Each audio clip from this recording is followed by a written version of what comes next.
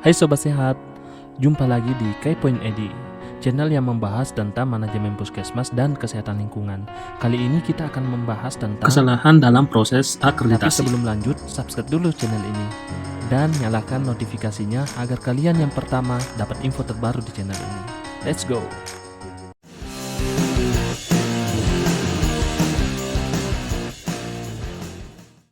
Ya, di video kali ini kita akan membahas tentang pemahaman keliru dalam proses akreditasi puskesmas. Mungkin di antara teman-teman ada yang mengalami masalah-masalah atau berbagai macam polemik yang ada di puskesmas ketika menjelang penilaian atau survei akreditasi. Oke, baik, saya akan membahas beberapa pemahaman yang keliru dalam proses akreditasi puskesmas. Oke, yang pertama adalah lomba dokumen. Ya, teman-teman, sebagaimana yang kita ketahui bahwasanya kebanyakan puskesmas baru bergerak untuk membuat dokumen ketika sudah menjelang survei akreditasi. Nah, itu yang menjadi problem selama ini. Ya, seharusnya dokumen itu dibuat berdasarkan sistem yang sudah kita bangun. Setelah kita melalui proses akreditasi yang pertama, nah harusnya dari awal-awal tahun kita sudah mulai bergerak untuk membuat dokumen, teman-teman. Jadi ketika kita ingin disurvei, kita nggak lomba-lomba lagi membuat dokumen, karena kalau kita lomba-lomba untuk membuat dokumen itu ya bisa jadi dokumen yang kita buat itu tidak sesuai dengan tata naskah yang ada, kemudian tidak adanya sinkronisasi antara dokumen satu dengan dokumen yang lain. Akhirnya ya apa yang kita buat itu sia-sia, teman-teman. Karena ketika surveyor melakukan telusur terhadap dokumen kita, nanti akan ditemukan berbagai macam kejanggalan di dokumen tersebut. Nah, akhirnya itu bisa mengurangi poin kita nantinya. Itu yang pertama, teman-teman. Kemudian yang kedua, itu kurang persiapan. Seperti yang saya katakan tadi, bahwa yang jadi penyakit kebanyakan puskesmas itu baru melakukan persiapan ketika itu sudah menjelang proses survei akreditasi. Padahal sebenarnya proses tersebut harus dipersiapkan jauh-jauh hari ya sebelum survei akreditasi. Ya, kalau perlu ya 1 tahun sebelum, atau lebih bagusnya ya kalau misalnya yang belum pernah terpapar akreditasi itu ya minimalnya 1 tahun sebelum ya.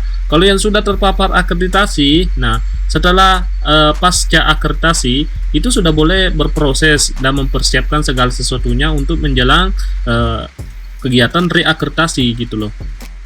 Nah, di sini apa sih persiapan yang kurang dipersiapkan oleh teman-teman di puskesmas? Itu yang pertama yaitu tidak mempersiapkan tim yang dengan baik, ya.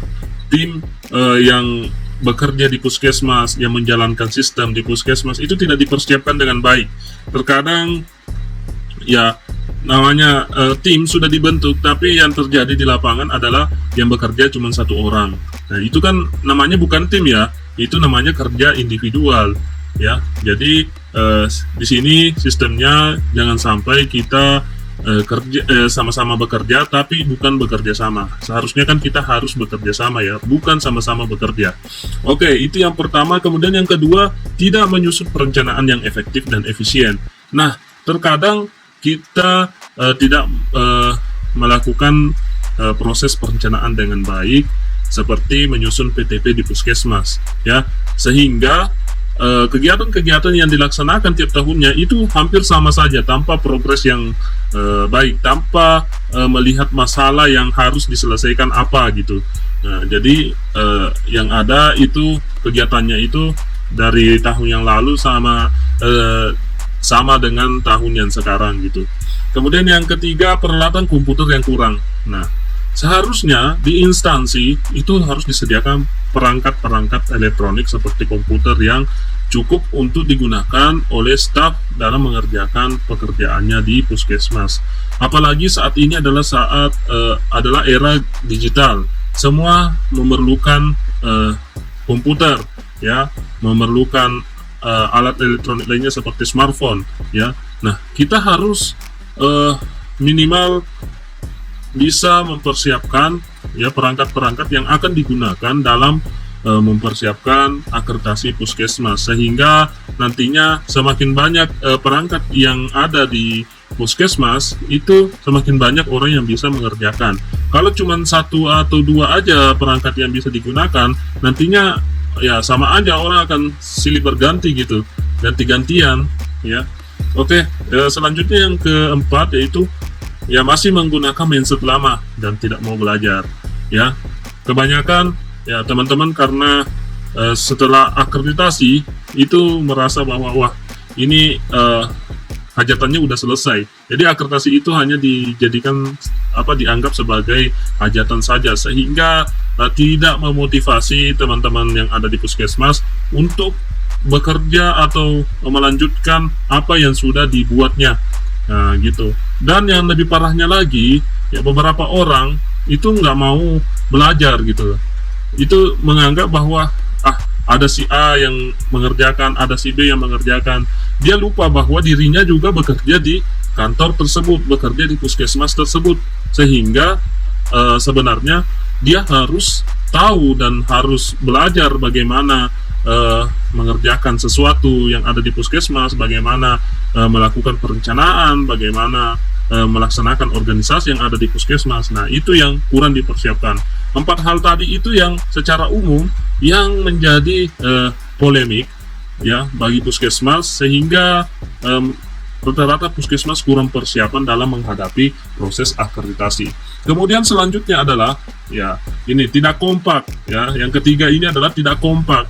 Nah, seperti yang saya katakan tadi bahwa karena dampak dari ketidakkompakan dari staf di puskesmas ya, baik dari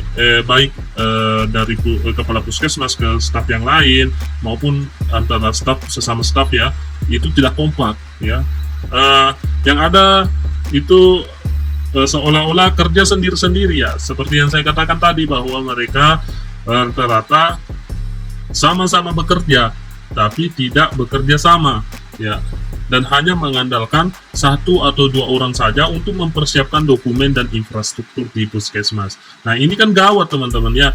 Harusnya untuk melaksanakan proses akreditasi, semua staf yang ada di puskesmas tanpa terkecuali itu harus bekerja sama dan harus kompak, seragam semuanya.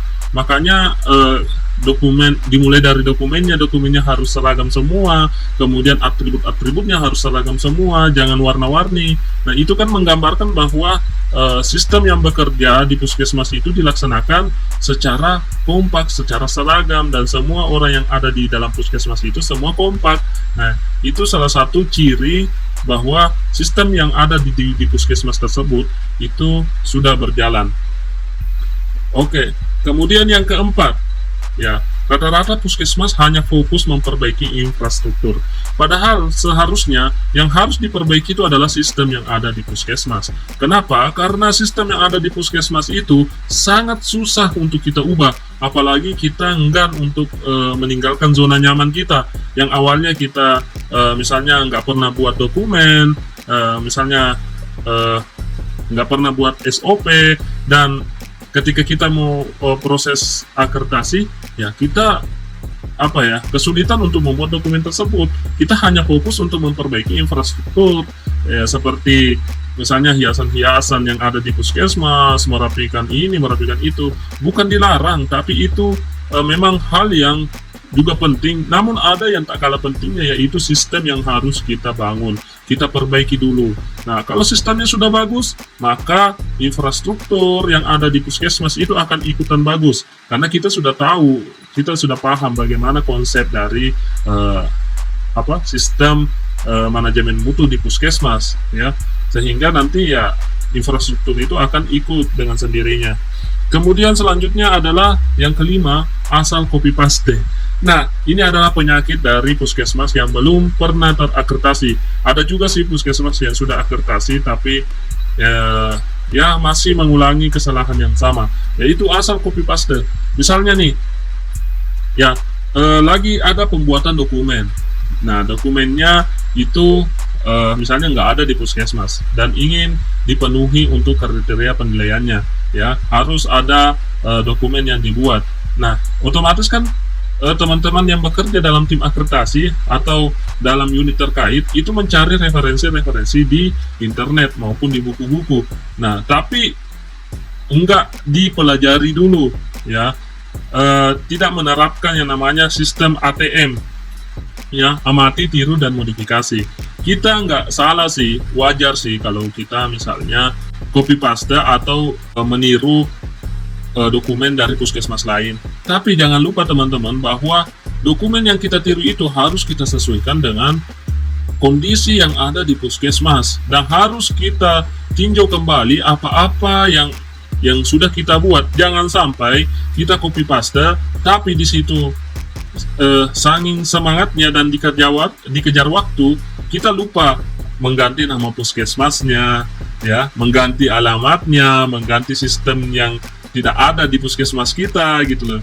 Nah, itu saya katakan bahwa jangan asal copy paste. Oke, selanjutnya yang keenam, terburu-buru, ya. Waktu implementasi di puskesmas itu sangat singkat teman-teman, karena kurangnya persiapan tadi, ya. Misalnya nih, kita akan akreditasi tahun 2022 misalnya, ya. Kita baru memulai proses akreditasi 6 bulan sebelum survei. Nah, itu akan menjadi hal yang sangat melelahkan teman-teman. Kenapa? Karena kita akan merasa terburu-buru, dikejar oleh waktu, ya. Kita harus mempersiapkan segalanya. Nah, ini yang menjadi kesalahan fatal teman-teman, sehingga apa yang kita kerjakan itu tidak maksimal, dan kita tidak sempat untuk membangun sistem yang ada, yang semestinya sistem manajemen mutu yang semestinya kita aplikasikan, implementasikan di puskesmas, itu jadinya di nomor 2 kan, ya. Yang di nomor 1 kan itu adalah, ya, bagaimana kelengkapan dokumen, bagaimana infrastruktur, tapi sistem yang ada itu ketinggalan teman-teman. Nah, itu yang kesalahan yang sering kita jumpai di lapangan. Oke, selanjutnya adalah yang ketujuh, tidak ada integrasi program dan lintas sektor. Nah, ini yang menjadi penyakit sebenarnya. Kenapa? Karena tidak ada lagi korelasi antara unit pelayanan yang satu dengan unit pelayanan yang lain. Padahal itu semestinya sama. Dari A sampai Z mereka harus sejalan gitu. Enggak kerja sendiri-sendiri. Misalnya program A misalnya Kesling, program B Gizi misalnya. Kesling jalan sendiri, Gizi jalan sendiri. Padahal ada kegiatan di antara mereka, itu yang ada target atau sasaran di antara mereka. Itu sama-sama gitu. Mereka harusnya bekerja sama gitu, bukan kerja sendiri. Nah, itu yang jadi persoalan. Kemudian yang kedua, ya, hubungan dengan lintas sektor. Nah, lintas sektornya jalan sendiri, puskesmasnya jalan sendiri. Harusnya puskesmas menggandeng lintas sektor agar lintas sektor tersebut bisa membantu segala kegiatan dan aktivitas puskesmas di lapangan. Tidak saling mengharapkan, ada nih puskesmas yang bisa mengerjakan, ada desa yang bisa kerjakan.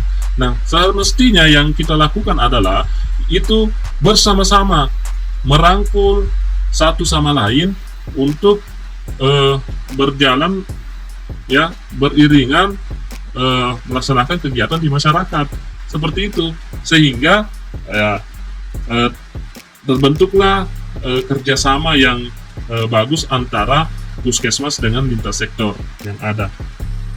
Oke, itu aja yang bisa saya sampaikan tentang kesalahan-kesalahan atau pemahaman yang keliru dalam proses akreditasi puskesmas.